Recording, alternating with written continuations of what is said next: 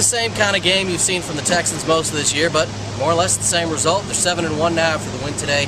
21-9 the score against the Buffalo Bills. Pretty creative offensive schemes and game plan from the Bills. But they didn't get their way into the end zone, and that was really what the defense talked about after the game. Talked to Wade Phillips, and he said it was his fault on the 22-yard run that C.J. Spiller had before the half that led to a field goal. He noted that because that was the first run of 20 yards or more the Texans have given up all year. Pretty much a grinder type of game, only 7-6 at the half. Texans found the end zone 3 times. Bills found field goals 3 times.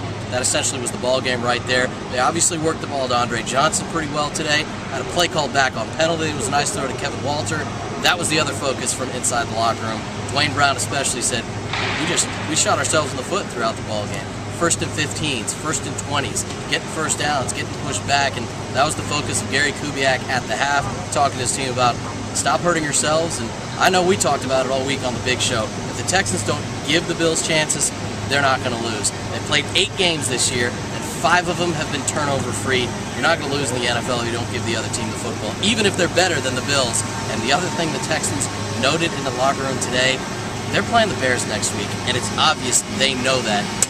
Dwayne Brown said, looked like the Bears played pretty well today. I'll have to look at the film and see what happened. Someone must have told him, yeah, they had 50-plus, but that was against the Tennessee Titans. That's the primetime game next week for the Texans. A big deal for them, I think, again. The bottom line is, against AFC competition, it's been no competition.